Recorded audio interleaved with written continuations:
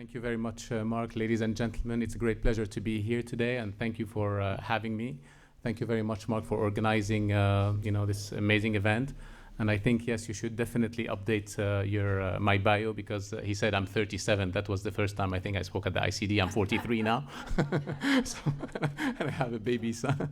Yeah, the one who was a baby, he's 9 years old. He's turning 9 actually on Monday. So thank you very much, everyone. First, let me start to say, I think all of you know how difficult, as I come from Syria, and I think it has been the most tragic, conflict that we've had in recent history, with over 500,000 dead, and I'm sure a lot more, because the United Nations stopped counting a few years ago at 450,000. Over 1 million injured people, over 5 million registered refugees, and over 8 million internally displaced. So I think it's a terrible thing, and no one has been doing anything about it. And as you know, Ms. Carla Del Ponte from the UN Commission on Syria's human rights resigned last year because she was frustrated with the lack of, from the international community to intervene and to put an end to this horrible conflict. She said, on one side, we have the barbaric and autocratic regime who's killing his own people, and on the other side we have Islamic extremists who are also terrorizing people and doing the same thing. So it's we have to try to find a solution very urgently. Yesterday we have seen also there was the Sochi meeting between President Assad and Putin. And they said that they are finally have victory over terrorism, and that now is the way forward towards a political process and for foreign forces to leave. Well, that's a good thing. It's the only thing is that I'm not that sure that they're genuine about really a political process that would lead to a democratic Syria. I think what they're trying to say is that we're going to have a political process that suits them. So now that they've cleaned all areas under their control, so they'll invite the opposition that they like, or those who are not non-representative, ask them to come back. They know, unfortunately, a lot of them are jockeying for position and not for really caring about the future of Syria. And once they will only do certain, agreement under Geneva. They need Geneva, even if they do Sochi or the Astana meetings. These are only for disguise. Because at the end of the day, without Geneva, if it's not going under Geneva, they will not get the money for reconstruction from the EU and the US, of course. The problem about it, as I said, who will be these opposition groups that will form a national unity government with the Syrian regime?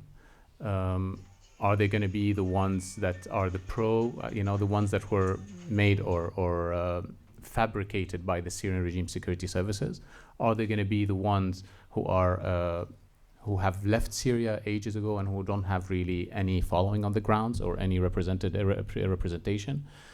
We have to think of all of that. But the most important is that we have to enter a political process. Syria has to stop being, an international playground, a conflict playground for all those international and regional forces to come and fight in Syria.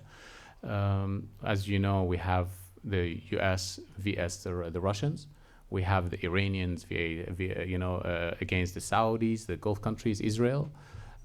We have Sunni groups vs Shia and other groups. So it's really what's happening in Syria is every country is fighting and having their own war in our country. And today, as you know, Syria is in a way divided under zones of influence. So you have like the United States, for example, supporting the Kurds in the north, but now with a big problem of Turkey going in also in Syria to stop the creation of any autonomous Kurdish region.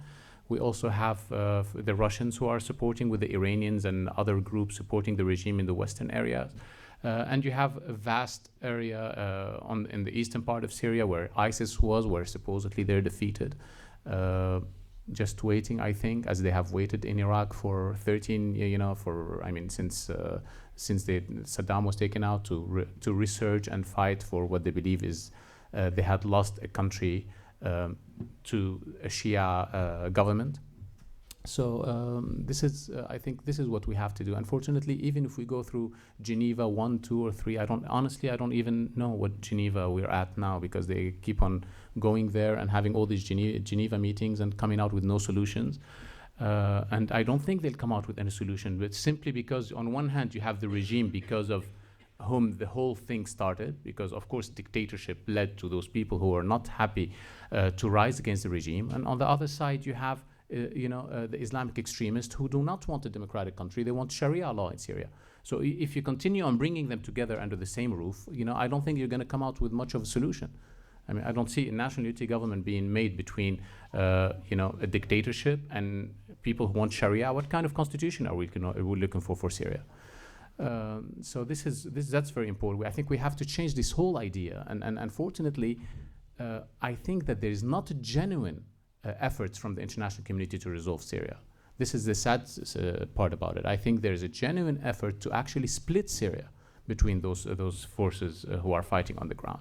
Because if you want to find a solution, it's very easy. You all say you want democratic change in Syria. Okay, well, why don't we do a United Nations conference and invite all people who are willing to commit to universal human rights, democracy, equality of all citizens and the rule of law, equality of Christians and Muslims, equality of Sunnis, Shias and Alawites and Druze and whatever, equality of women and men, equality of Kurds and Arabs. Whoever is willing to come and sign is our partner, which are willing to support. This is the new Syria, democratic Syria, that we're willing to support. But I'm sure, and I'm telling you from now, most of this opposition, 90% of the opposition supported by Western countries, will not accept to sign. All those Islamic groups who are supposedly our allies on the ground, they will never agree to equality of Christian and Muslim. Impossible. They'll never agree to equality between a woman and a man. Put them to a test. It's very easy. Whoever is willing, okay, even if you're an Islamist, you're willing to sign to equality of men and women, Christian, Muslim, Sunnis and Shias, you are welcome to come. But I really doubt it, and you will see yourself, because even if a person comes, a leader of one of these factions comes, he would lose all his support. Those people fighting with him on the ground, they're fighting with him on that ground, that they want, to kill all the Alawites. They want to kill all the Christians. They want to, women to be, as veiled and with burqas and so on. So how could we support those people? How could we say we are fighting ISIS on one side and actually we're supporting people who share the exact same ideology on the other? We are not, I always tell people, we are not fighting brands. We are not after brands. You cannot say caffeine is bad and just go and take out one brand of that has caffeine in it from the supermarket. If you say it's terrible and it makes certain illness, you have to withdraw all brands. And this is exactly the same thing. You cannot say we're against ISIS, but like General Petraeus said a couple of years ago, we have to support Al-Nusra. Al-Nusra is Al-Qaeda. How could you even, someone who was head of the CIA, a very respected general, come out and say we have to support Al-Nusra, the people who were the same exact people who were responsible for 9/11 in the US and, USS Cole and many other terrible attacks? How could we have such a short memory? That's a sad thing about it. And unfortunately, our allies, Western allies, our allies in the region, we are allowing them, as Qatar, for example, they fund Al-Nusra, Al-Qaeda. And finally, we have someone, a lot of you might, of course, criticize President Trump, but at least he says the things in regard to Syria. He says the things the way they are. When President Trump comes and says, I'm against all extremists, when he says and tells Qatar, you have to stop supporting extremists, when he goes to Saudi and he says, you better now stop supporting extremism, and actually make them pay for it and make this, this huge center to fight extremism in Saudi Arabia. As soon as he leaves, it was announced and went to that specific center to find extremism. At least that's a positive step. President Obama, as well as, of course, I think he was a great president, but in regards to for the Americans, he was a great president. But to Syria, it was honestly chaotic. For Syria and Iraq, it was the worst year. I mean, they couldn't defeat ISIS for a few years. When President Trump came, it was a year. They had to deal with to have some agreement with the Russians. That's fine. If you got rid of them in 1 year, that's fine. Why not? Unfortunately, we also have to see that there is a major threat. Islamic extremism is a major threat today that threatens all of us, because I'm sure like Russia and the US will never go to major conflict between them. That would be the end. The end of the world. It's impossible. They're both like rational actors. China the same. But Islamic extremism, how could you threaten them? They don't have a country that you can threaten. They don't have ambassadors. They don't have borders. You know, they just radicalize people sitting in here in Germany, or sitting in France, or sitting wherever. Somebody could sitting in his own room and he could be radicalized. And he could be a ticking bomb just because he's dissatisfied with something, or he has a certain dissatisfaction at home. He has a fight with his girlfriend, or, people always look for a way out. And those people they go and prey on weak people. That's their strength.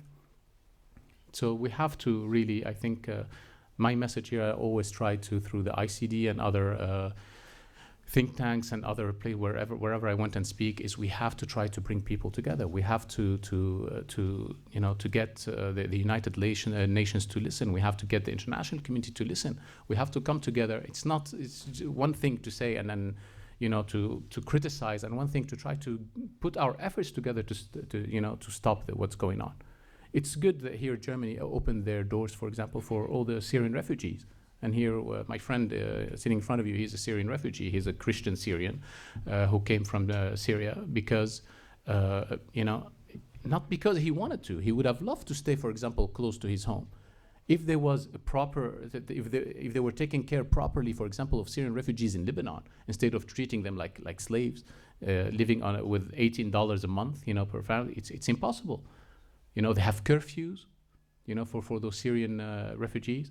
In Jordan, 86% live under the line of poverty, and until last year, they didn't even have authorization to work. They didn't have. So what would they do? What other choice do they have other than trying to come over, to Europe? What other choice? Or to send their man to fight in Syria,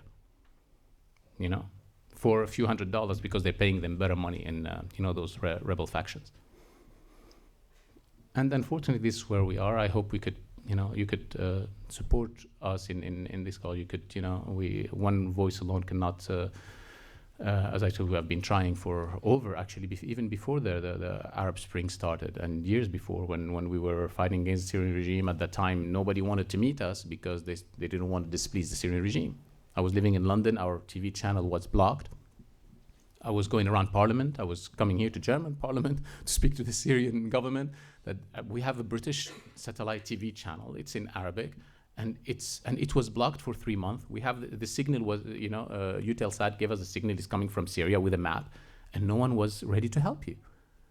It's like hacking. Could you imagine someone hacking from another country going into a German bank and stealing their money? This is a British, company who got jammed, and nobody was willing to help you. And when it started, we became Assad. Suddenly we became, you're the same family. Again, nobody, stay far away from you. You're the same family. We're very, the whole Assad family became, as you read in the newspaper, you never read the president of Syria, you read the Assad regime. There's 2 people from the Assad family in the regime. The Assad family is like, could you imagine a clan of, a few thousand people? It's like that Malian guy from Al-Qaeda or ISIS who killed a lot of people in France. His tribe, they're like, 1 million almost. Could you imagine? They all share the same last name. You cannot go after the whole tribe, just because of that. And that's very unfortunate. In Syria, read articles, so liberal articles in wherever, you always see the Assad regime, the Alawite regime. The regime is neither Alawite or Assad. The regime is people, opportunistic people. Some of them, they're Baathists. 90% of them are actually non-Alawite. They're Sunnis. The biggest supporters of Bashar Assad are Ba'athist Sunnis. The Alawites today had to join. The Christian had to join because they have no choice. We are not giving them a better alternative. It's either you stand with Bashar, he's telling the whole world, and unfortunately this is, as Western countries, this is where we put everyone else. We're giving them at the United Nations, all those UN peacekeeping conference, you have one choice. Either you go with him, with the regime, or the others. You choose. So when you look at Bashar as, people at the end of the day, our human nature, just the look alone, if you look at a guy dressed in suit, shaved, with a, nice, pretty woman, wife, and on the other side, you have the guy comes in, illiterate, is with the leader of this group, the Islamic Army. Who honestly, how would you want to support that? Putting Alawites and Christians in cages and taking them around the Ghouta area? These are the people that we want to support? So of course, a lot of those people say they prefer, okay, I'll stick to the regime. I have no better choice. Give me a better alternative and I'll go with it. Thank you very much. I think we're it's time. Thank you very much for your support.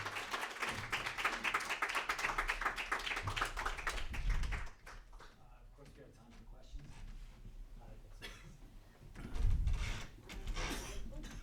لا عليكم السلام. نعم تفضلي.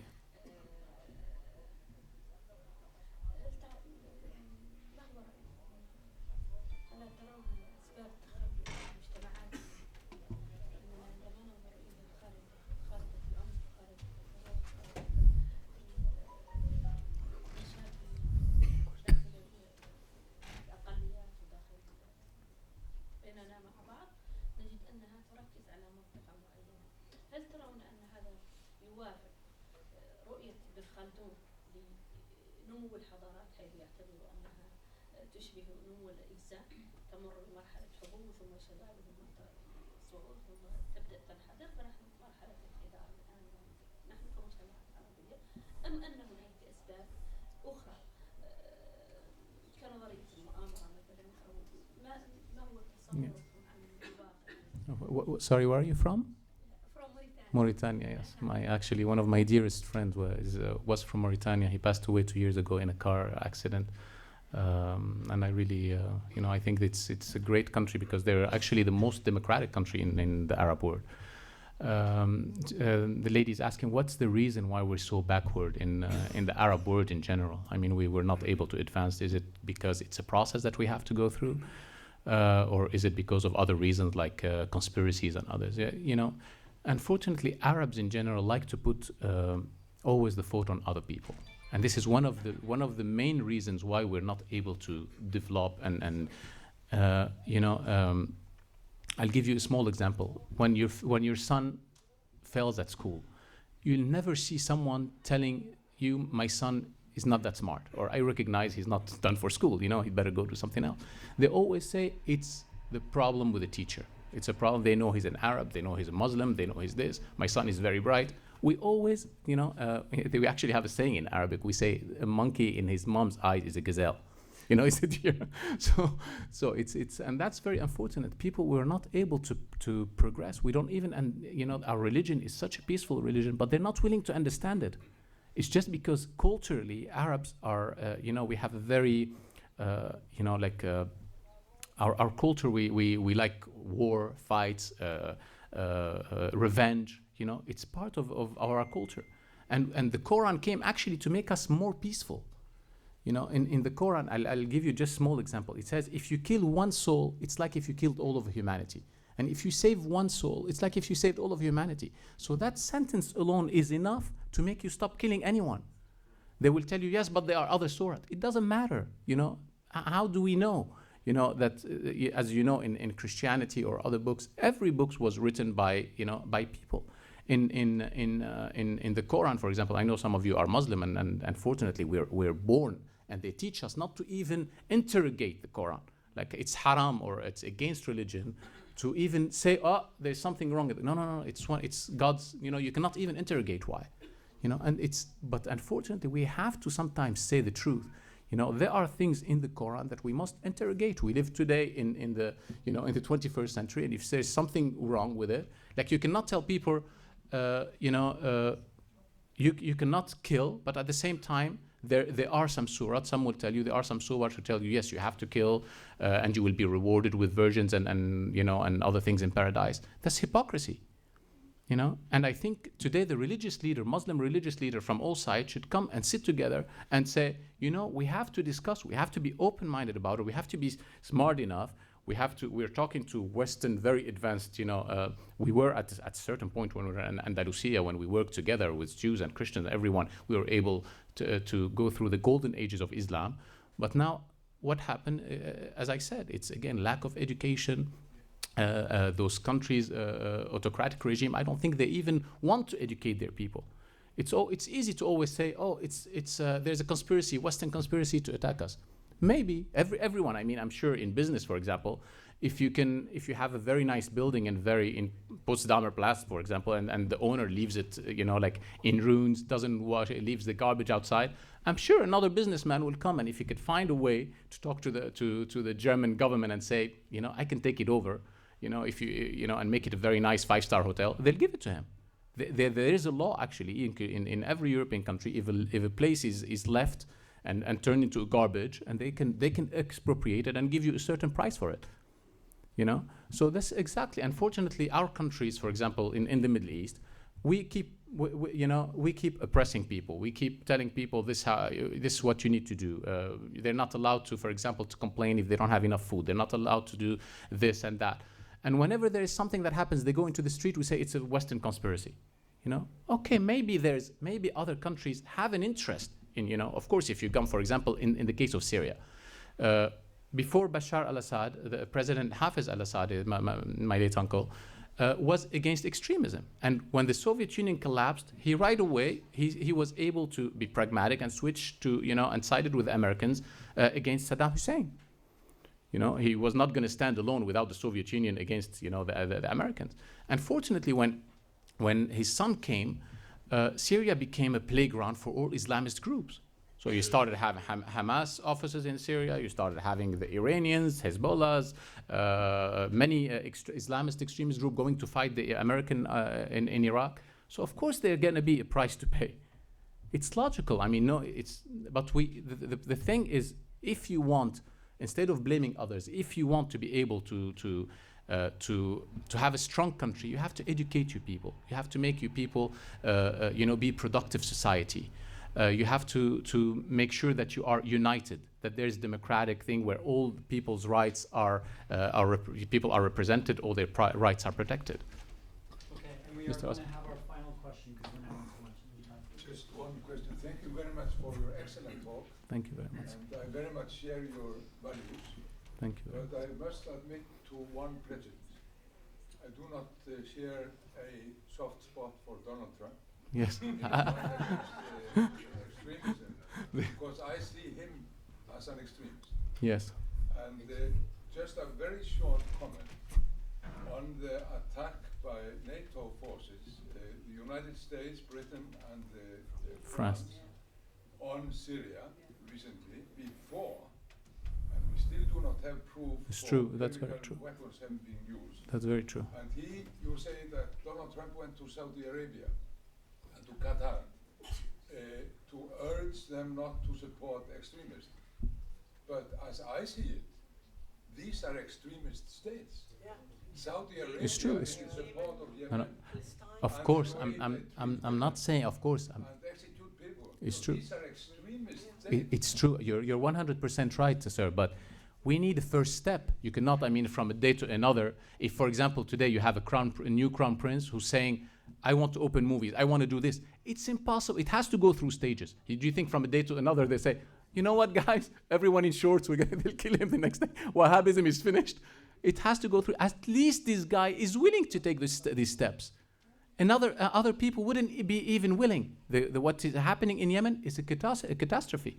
Because this, again, another war, proxy war between the Iranians and the Saudis. But whose fault is it? It's what I say again. There's the Zaydis who are the Houthis in Yemen.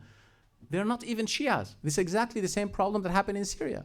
They're not even Shias. We started labeling them because they went against the Saudi. We labeled them as Shia, pro-Iranians. If you're the Iranians, you say, okay, well, thank you very much. We have an extra group on our side.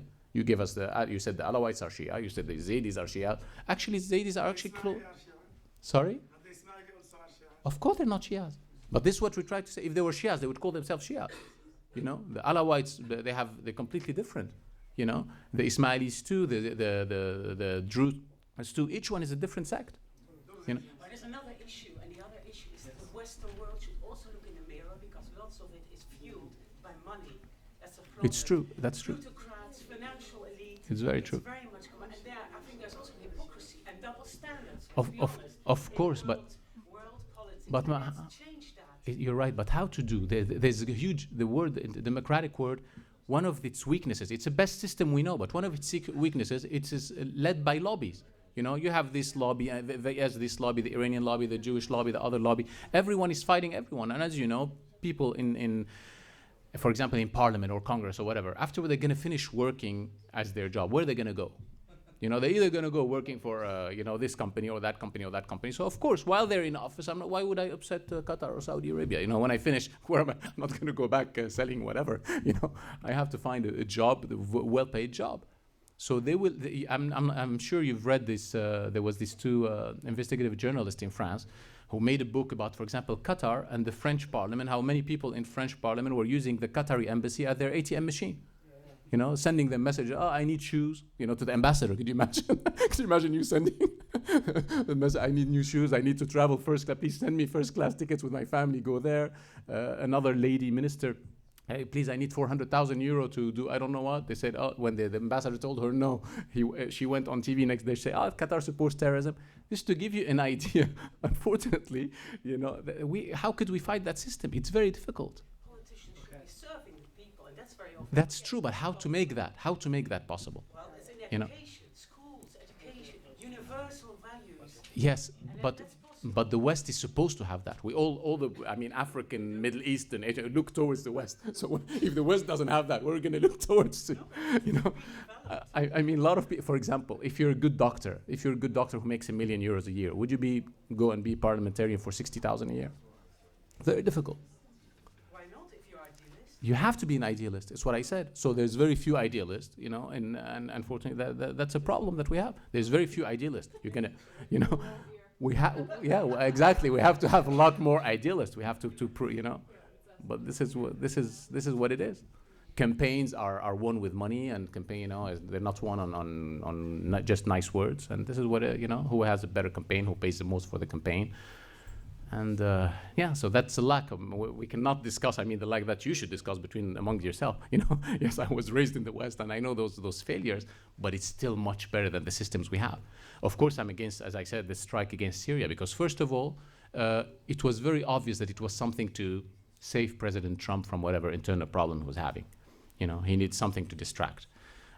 On the other hand, it was very obvious also that, if you remember, Crown Prince of Saudi Arabia went to the U.S. He met with President Trump. Next day, President Trump, in a big rally, he said, "We're pulling out of Syria." That was a message to the Saudis, to scare the Saudis. You have to pay more money. Now that you're in the U.S., you have to sign for more deals.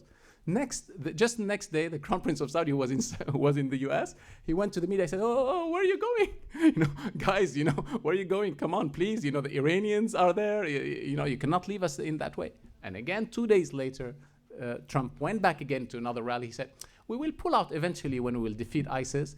But if the Saudis want us to stay, they have to pay us money." This is exactly how it happened.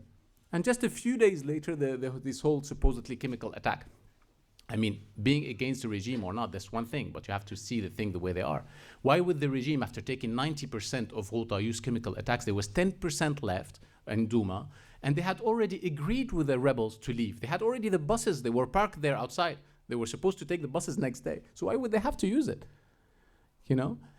So you could see very well. By the way, the French plane did not shoot one missile, and the Russians said, you know, yes, they were from the U.S., from the typhoons, the British thing, but the French plane, they just flew over. They didn't shoot any missiles.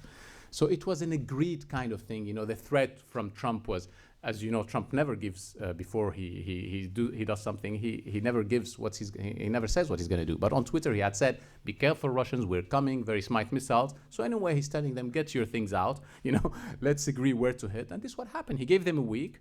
They agreed where side he's going to hit, and to make no casualties, which will make him look like he's, unlike Obama, he's a strong president. He kept his word. He did attack, you know, when they need to. But why didn't they wait, for example, for the investigation committee to be there, you know, to come there? They were already actually there. They came, they arrived. Let them just have their thing. Now, for example, let's say now this investigative committee comes out and say, "You know what? Yes, the regime was responsible." Okay, well, you've hit already. What else are you going to do? You know what I mean? You've already attacked Syria. So, and if they say, actually, it wasn't the regime, you look very stupid. It's true or not? All those forces coming in, and people would have even less trust in their government. How could you go attack a country there's not even, you know, you're not even sure 100% who did it? Or if you say, all of them said, "We have information." Okay, well, you have information from your security services. That means you need to change your security services because they're doing a very terrible job. Thank you very much. Thank you.